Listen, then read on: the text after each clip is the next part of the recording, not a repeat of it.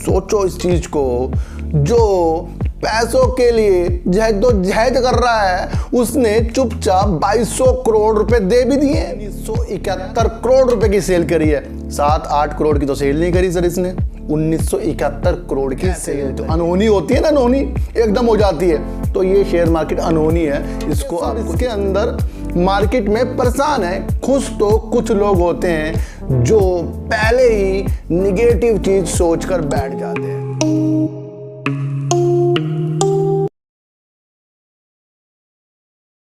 नमस्कार, मैं स्वागत करता हूं आपका अपने ही चैनल पे जिसका नाम है सार्थक बाजार से। और आज बात करेंगे सर आलोक इंडस्ट्री की, यस बैंक की, और बात करेंगे सर NHPC की, और बात करेंगे वोडाफोन आइडिया की।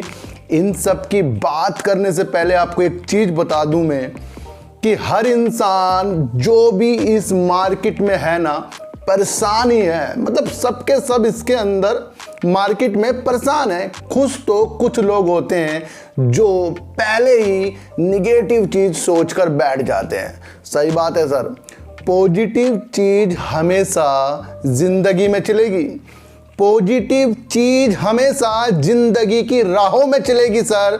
पॉजिटिव थिंक आपकी ना शेयर मार्केट में कभी नहीं चलेगी सर। मैं आपको बता दूं, 100 शेयर खरीदते हो ना, 80 शेयर तो नीचे ही जाने वाले हैं। तो फिर वो 20 शेयरों के लिए हमें क्यों इतनी टेंशन लेनी है? तो 20 को भी नीचे की तरफ देखकर चलो सर। बहुत से लोग कहते हैं सर कल मार्केट कैसे जाने वाली है। बहुत से लोग मेरे से क्वेश्चन करते हैं, व्हाट्सएप करते हैं, ग्रुप में भेजते हैं, वो पूछते हैं मेरे से कि मार्केट कल कैसी रहेगी। और मैं उनको हर बार जवाब देता हूं सर, मार्केट कल तेज रहे या मार्केट गिरावट में रहे, आपको उसके अंदर चलना आना चाहिए। आप अगले दिन पहले बनाकर बैठ जाओ कि कल मार्केट बढ़ेगी, नहीं बढ़ी तो, गिर गई तो, मार्केट गिरे या मार्केट ऊपर की तरफ जाए, अच्छा ट्रेडर वो है जो उस मार्केट के रुख को उसी टाइम जांच कर वर्क करता है सर। ये जो ऑप्शन ट्रेडिंग होती है ना, अगर इसके अंदर हमने पहले सोच लिया, इसके अंदर अगर हमने पहले सोच लिया कि ऊपर की तरफ जाएगी या नीचे की तरफ जाएगी, तो कभी सक्सेस नहीं हो पाओगे आप। जितने भी सिचुएशन पैदा होती है ना ऑप्शन ट्रेडिंग में, वो उसी टाइम होती है। इसलिए किसी की भी प्रिडिक्शन ना ऑप्शन ट्रेडिंग में बिल्कुल भी मत लेना, क्योंकि हर इंसान अपनी जो इच्छा पैदा करता है ना, वो तुरंत करता है। अगर आप जिस टाइम खेलते हो, आपके पास बॉल आई, आप पहले अंदाजा लगा लोगे वो बॉलर कहां पर बॉल फेंकेगा। आप उसके ठप्पा लगने के बाद ही अंदाजा लगाते हो कि हाँ बॉल इस दिशा पर आएगी। आप पहले बता ही नहीं सकते कि वो बॉल फेंकने से पहले कहाँ गिरेगी। तो वही मार्केट है सर। इस मार्केट को आपको समझना पड़ेगा, और सिचुएशन जो भी पैदा होती है ना, अच्छा आदमी वही है हैंड टू हैंड उस सिचुएशन को डिसीजन में बदल दे सर। तो मार्केट ये है सर। कभी मत पूछना किसी से सर मार्केट कल को गिरेगी बढ़ेगी, या कुछ न्यूज़ देख रहे हो, वो जो भी होगा हो जाएगा। लेकिन जब हम बैठना शुरू करते हैं किसी भी चीज़ में, तो वो आपको बताती है कि आप डिसीजन कैसे लेते हो। अनहोनी होती है ना, अनहोनी एकदम हो जाती है। तो ये शेयर मार्केट अनहोनी है, इसको आपको इस तरीके से देखना पड़ेगा। इन्वेस्टिंग में बता दूं मैं आपको सर, जो भी आप शेयर खरीद रहे हो ना, उसे निगेटिव की तौर पर देखो। गिरेगा बस यहाँ से तो 5-4 रुपए गिरेगा, सोच कर चलो। इससे क्या होता है, एक तो आप ज़्यादा के पैसा नहीं लगाओगे शेयर मार्केट पे, और अगर आपने शेयर लिया सोच समझ के लोगे। तो इसलिए निगेटिव थिंक बनाना थोड़ी सी शुरू करो, और हैंड टू हैंड अगर आपको डिसीजन को डेवलप करना है तो सिचुएशन के अनुसार आपको ढलना पड़ेगा। तो बात करते हैं आलोक इंडस्ट्री की, और आलोक इंडस्ट्री में काफ़ी लोग चिंतित हैं। उनकी चिंता दूर करूंगा, वो ऐसे दूर करूंगा सर, अगर आलोक इंडस्ट्री ने 141 करोड़ रुपए का लॉस कर दिया, तो वो लॉस उनको इतना डरा रहा है कि अब ये शेयर 2, 4, 5 रुपए में आने वाला है। मैंने एक वीडियो बनाई थी जिसमें मैंने कहा था इस शेयर को सर 15 से 16 रुपए मान लो जब इसने लॉस कर दिया है। लेकिन आपको उस तरफ भी देखना चाहिए कि इसने जो ये सेल करी है ना, 1971 करोड़ रुपए की सेल करी है, 7-8 करोड़ की तो सेल नहीं करी सर इसने, 1971 करोड़ की सेल करी है, यानी अंदर काम हो रहा है। तो जब अंदर काम हो रहा है, अच्छा काम हो रहा है, हजारों करोड़ों में सेल हो रही है, शेयर प्राइस नीचे है, उस चीज को आपको समझना पड़ेगा। जब हम निगेटिव चीज को, जब सिचुएशन ऐसी निगेटिव बन जाती है ना, तो तभी हमारे जेब से शेयरों को निकाला जाता है। लेकिन वॉरेन बफेट जो है ना, निगेटिव चीज़ में पॉजिटिव ढूंढते हैं। तो वो देख रहे हैं कि इसकी सेल ज़्यादा हो रही है, यानी कि मेरी थिंक बता रहा हूँ, इसकी सेल ज़्यादा हो रही है, अंदर काम चल रहा है, अंदर मशीन रही है, प्रोडक्शन हो रहा है, बिक्री हो रही है, 1971 करोड़ रुपए की इनकी सेल हुई है। सोच कर देखो सर, बहुत बड़ी बात बता रहा हूँ। अगर ये चीज़ आपको समझ में आ गई ना, आप बहुत अच्छा पैसा कमाने वाले हो। ये शेयर आपको बहुत बुलंदियों पे जाकर दिखाएगा। मैं आपको बता दूं, टेक्सटाइल में उस टाइम इसने 1971 करोड़ रुपए का जो सेल करी है, जब करी है जब कोयले की वजह से बिजली की आपूर्ति नहीं हो रही है, फैक्ट्रियों में 7-7 घंटों के कट लग रहे हैं, जान और कॉटन में प्राइस हाइक हो रहे हैं, और आयात और निर्यात में भी प्रॉब्लम आ रही है। और युद्ध की स्थिति से जिस तरीके से जो यहाँ से निर्यात होता है उसमें भी प्रॉब्लम आ रही है। और आपको पता है कि इनका जितना भी बिजनेस है सर बाहर से होता है, तो उसके बावजूद भी इन्होंने 1971 करोड़ रुपए की सेल करी है। तो समझिए इस चीज़ को, ये आपको अच्छी जगह जरूर आकर दिखाएगा, बस आप इसकी सेल के ऊपर ध्यान दो। देखो सर, जो एक्सपेंस होता है ना, जो इन्होंने इतना ज़्यादा एक्सपेंस कर दिया है 2133 करोड़ रुपए का, तो यही दर्शा रहा है कि एक्सपेंस तो सर अंदर जो मैनेजमेंट होता है ना, उन्हें कम करना पड़ेगा, तब जाकर इसके अंदर प्रॉफिट आएगा। 1971 करोड़ रुपए की सेल और 2133 करोड़ रुपए का एक्सपेंस।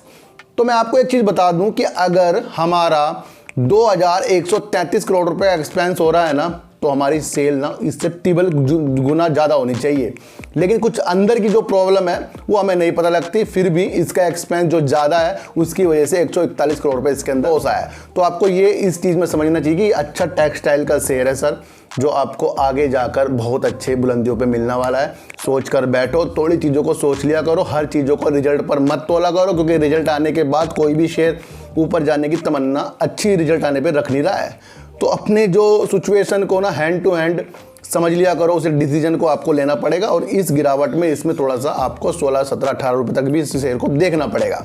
बाद में ये ऊपर आपको जरूर जाके दिखाएगा, क्योंकि सर इसका एक ही मकसद है, अगर काम अंदर ना हो रहा हो तो हम मान लेते कि ये शेयर बेकार है। काम अगर इसका ना हो रहा हो, तो काम हो रहा है, उसे देखकर आप इसके अंदर बने रहिए मेरे हिसाब से सर। बाकी आपकी जो भी मर्जी आप उसे कर सकते हैं सर। तो बात करते हैं सर वोडाफोन आइडिया की, और वोडाफोन आइडिया के लिए इसलिए बात करेंगे कि जिस तरीके से अडानी को एक महाराजा की तरह अभी कुछ न्यूज़ चैनलों ने दिखाया है, और किस तरीके से एयरटेल और जियो और वोडाफोन आइडिया की हवा टाइट सी कर दी थी, उसे देखकर सिचुएशन ये बन रही थी कि वोडाफोन आइडिया आपको गिरावट के आसार दिखाएगा और एयरटेल भी आपको गिरावट के आसार दिखाएगा। वो दिखा रहे थे सर, लेकिन जब अडानी जी के 100 करोड़ रुपए ही बयान के रूप में आए हैं, तो 900 करोड़ रुपए की क्षमता लगाई गई है। तो इसी में वोडाफोन आइडिया मजबूत कैसे होते हुए दिखा, मैं आपको बताऊंगा सर। देखो सर, फंड आना था, फंड के बाद इसकी स्थिति चेंज होनी थी, और तब बताया जा रहा था कि ये अपने स्पेक्ट्रम नीलामी में भाग लेगा। लेकिन उससे पहले ही इसने सर 2200 करोड़ रुपए जमा भी करवा दिए। सोचो इस चीज को, जो पैसों के लिए जहद कर रहा है, उसने चुपचाप 2200 करोड़ रुपए दे भी दिए बयाना के रूप में, और 18,900 करोड़ रुपए स्पेक्ट्रम भी खरीदेगा ये। तो आपको ये कहां से निगेटिव लग रहा है और कहां से ये कमजोर लग रहा है सर, ये आपको समझना पड़ेगा सर। कमजोर ये तब होता जब ये 200-300 करोड़ रुपए बयाना देता। इसने 2200 करोड़ रुपए दिया है, और तब दिया है जब दो महाराजा बैठे हैं, जियो और एयरटेल। वो उनका बिजनेस बहुत अच्छा है, उसके बावजूद भी ये उन्हें टक्कर देने के लिए कुछ तिहाई तो ऊपर जा रहा है। ये आपको इसके अंदर इसकी सिचुएशन बना के रखनी पड़ेगी। इसके हालात इतनी जल्दी चेंज हो जाएंगे ना 5G के बाद, ये आप सोच भी नहीं सकोगे। लेकिन जिस तरीके से इसने अपनी एक जगह बिड के तौर पर लगाई है 2200 करोड़ में, ये एक हमें पॉजिटिव संकेत दिखा रहा है। फिलहाल तो आप इसके रिजल्ट को बिल्कुल इग्नोर करो, बेकार ही आएगा सोच के चलो। इसे तो 5G से ही तोल कर चलो और स्पेक्ट्रम नीलामी होने के बाद ही इसके अंदर, और सरकार का जो अभी तक पता नहीं लग रहा वो हो रहा है, उसके बाद ही इसके अंदर पॉजिटिव संकेत दिखेंगे। अब लोग काफ़ी कहते रहे कि सर ये तो 50, 60, 70 रुपये में जाएगा। हमने आपको पहले ही कह रखा, हमने से 15 से 20 रुपये के हिसाब से देखा हुआ है। और आपको एक चीज़ और बता दूं सर कि 2 दिन से मैंने इसकी पॉजिटिव वीडियो बनाई है, तो इसने पॉजिटिव रंग दिखाना आपको शुरू कर दिया है। तो इसके अंदर भी आपका अच्छी दिशा के साथ वोडाफोन आइडिया में मुझे लग रहा है जिस तरीके से इसने 2200 करोड़ रुपए जमा किए हैं, ये एक पॉजिटिव संकेत मुझे दिखा रहा है और मेरे द्वारा ये आपको भी दिखाना शुरू करेगा। लेकिन एक रिजल्ट में जो निगेटिव थिंक बनेगी वो तो आपको पता है सर, इसका रिजल्ट तो निगेटिव आना ही आना है, लेकिन थोड़ा अच्छा सुधर कर आए तो ये और अच्छे आपको टारगेट भी दिखा सकता है। लेकिन फिलहाल इसको आप, फिर भी बोल रहा हूँ, 7 रुपये तक देख कर चलो रिजल्ट तक, क्योंकि रिजल्ट में तो ये नेगेटिव दिखाएगा, उसके लिए भी हमें तैयार होना चाहिए। लेकिन स्पेक्ट्रम नीलामी के बाद इसने हमें मजबूत किया है सर। तो बात करते हैं सर NHPC की सर, जल विद्युत वाली कंपनी जहां कोयला, सौर ऊर्जा, पवन ऊर्जा से बिजली की उत्पादन की प्रक्रिया चल रही है, तो वहां पर हमें एक प्रक्रिया जल से जो बिजली बनती है ना, उसकी तरफ भी लगानी पड़ेगी सर। अगर जल विद्युत में आपको अपना एक शेयर की तलाश है ना, वो है सर NHPC, जो एक भारत का सार्वजनिक कंपनी है जो आपको एक अच्छी बुलंदियों तक जाता हुआ दिखाएगी। अभी हाल ही में सर उत्तराखंड में पानी की जो परियोजना होती है ना, ये बंद कर रखी थी, कुछ परियोजना, कुछ घाटी होती है जिनसे पानी निकलता है। तो मुझे अभी याद आ रहा है वीडियो बनाते हुए मैंने पढ़ा था सर ये, तो वहाँ पर उन्होंने कुछ 21 से 25 इस तरह की जो परियोजनाओं को चलाने का एक मन बनाया है, और वो भी जल विद्युत में सर। तो कहीं ना कहीं एक चांस सर इसका भी मुझे लग रहा है, क्योंकि ये जल विद्युत में भी काम करता है और JP पावर भी सर जल विद्युत में काम करता है। तो आपको वो भी एक अच्छी सी अभिलाषा JP पावर के अंदर भी देख लेनी चाहिए, क्योंकि वो भी एक तरीके का आपको बिजली जो उत्पादन करता है वो आपको पानी से भी करता है, कोयले से भी करता है। तो कहीं ना कहीं आपको, जो मैंने फिर भी कहा था कि पावर का जो ये इस तरह का शेयर है ना, जो कोयले पर आधारित हो रहा हो, सौर ऊर्जा पे, पवन ऊर्जा पे, वो हमें अगले साल के लिए देखना पड़ेगा। लेकिन जो जल से उत्पादक वाली चीज़ें हैं वो है सर आपका NHPC, और वो आपको पता है बरसातों में ज़्यादा पानी जमा भी हो जाता है, तो वहाँ पर आप पॉजिटिव संकेत JP पावर के लिए भी देख सकते हो। तो NHPC में मैंने क्यों आपके लिए एक अभिलाषा आज रखी है मैं आपको बताऊंगा सर, क्योंकि NHPC ने सर अपनी परियोजना को अच्छा करने के लिए ना DVC के साथ एक समझौता कर लिया है, जो जल विद्युत और पंप भंडार का काम करने के लिए 2 बिजली उद्यम आपस में मिल गए हैं, जो आने वाले दिनों में आपको एक तरक्की के संकेत NHPC में देखने को सर मिलेंगे। आपको मैं बता दूं कि DVC यानी कि दामोदर वैली कॉरपोरेशन भी एक बिजली का एक कंपनी है, जिस तरीके से ये अब मदद करेगा NHPC की सर। NHPC आपको पता है सर बिजली जो बनाती है पानी से बनाती है, और पंप स्टोरेज में वो सर अब DVC से मदद लेकर आपको आगे तक जाता हुआ दिखाई देगी, और 2030 में ये अच्छी संभावना के साथ अपनी परियोजना को और ज़्यादा वैल्यू देंगे और कहीं ना कहीं ज़्यादा बिजली का उत्पादन करने की क्षमता बना रहे हैं। तो एक पॉजिटिव संकेत आपको NHPC में देख लेने चाहिए, जो इन्होंने DVC के साथ एक हस्ताक्षर कर लिए हैं। और आने वाला ज़माना में आपको फिर बता रहा हूं सर, जल विद्युत में आपको दिमाग थोड़ा सा लगाना पड़ेगा, वो उसका शेयर है सर NHPC। तो बात करते हैं सर यस बैंक की, और यस बैंक में भी आपको धमाकेदार जो आज तेजी दिखाई दी है, इस तेजी का नाम मैंने आपको 3 दिन पहले वीडियो में दिखाया था, सामने देख लो, वीडियो बनाई थी। उसके अंदर क्या कहा था मैंने कहा था कि ये जो जेसी फ्लावर को ARC दी जा रही है, काम दिया जा रहा है, उसकी तेजी नहीं है, उसकी तेजी बिल्कुल भी नहीं है। फंड ला रहा है, उसकी तेजी बिल्कुल भी नहीं है। ये तेजी है सर रिजल्ट आने की, और मैंने कहा था कि ये रिजल्ट आने तक की तेजी दिखाएगा। किस किस को याद है सर कमेंट कर देना। तो मैं आपको बताऊंगा जिस तरीके से लोग जेसी फ्लावर और 2 नए अन्य निवेशकों की इसके अंदर 10% की जो एक होल्डिंग को देख रहे हैं इक्विटी के माध्यम से, उस पे भी लोग आपको बड़ी तेजी वाली वीडियो दिखाएंगे। लेकिन मैं आपको अब ये बताने वाला हूं कि जिस तरीके से कंपनी यानी यस बैंक ने कहा है कि वो जैसी फ्लावर को अपने तनावपूर्ण वाले जो एनपीए जो देने वाला है उससे वो थोड़ा सा नए रूप में नजर आएगा, लेकिन उसके लिए उसे 50 से 75 दिन लग जाएंगे ये एनपीओ को देने में, यानी समाप्त इस प्रक्रिया को होने में।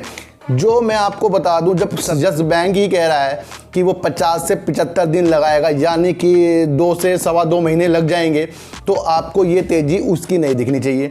और उन्होंने कहा है कि जब ये प्रक्रिया खत्म हो जाएगी, एआरसी वाली दे दी जाएगी, तो उसके बाद 2 नए निवेशक आ रहे हैं सर, और वो कह रहे हैं कि उनको यस बैंक में 10% की हिस्सेदारी चाहिए इक्विटी के माध्यम से। तो वो होगा सर 75 दिन के बाद, यानी कि दोनों न्यूज़ों का असर इस शेयर पर नहीं पड़ रहा है। समझ कर चलो, उन दोनों न्यूज़ का असर आपको फिलहाल पड़ते हुए नहीं दिख रहा है, वो पड़ेगा सर असर आपको अब से 2-2.5 महीने बाद, जब ये एआरसी की जो प्रक्रिया है समाप्त हो जाएंगी, जिस तरीके से बैंक ने टाइम दे दिया है।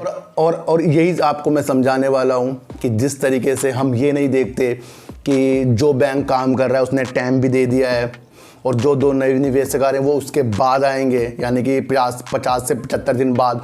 तो हम जो अपनी अभिलाषा को तेज़ी के संकेत इसमें देख रहे हैं, फिलहाल वो रिजल्ट के संकेत हैं, जो इसको 23 तारीख का इसका रिजल्ट आने वाला है।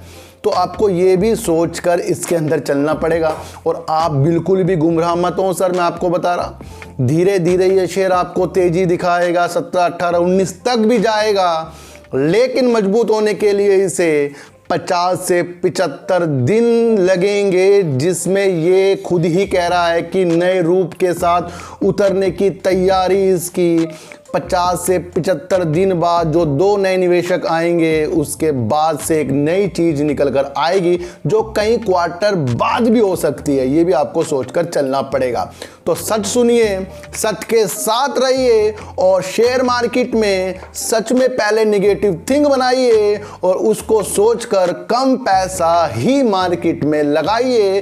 तो एनएचपीसी अपनी जल विद्युत परियोजना को डीवीसी यानी दामोदर वैली कॉर्पोरेशन के साथ मिलकर करने के लिए तैयार हो रहा है। वोडाफोन आइडिया ने जैसे ही एंट्री 2200 करोड़ रुपए की बिड लगाने के लिए करी है, ये एक बेहतरीन इसके लिए आपको एक पंख की दिशा दिखा रहा है। और आलोक इंडस्ट्री में अंदर बढ़िया काम चल रहा है। जो भी इसका काम ढीला थोड़ा बहुत हुआ है वो आपको पता है, यान और आपको कॉटन में जिस तरीके से प्राइस हाइक हुए हैं वो सब टेक्सटाइल के लिए हुए हैं, और बिजली का भी कट कहीं ना कहीं फैक्ट्रियों पे पड़ा है सर।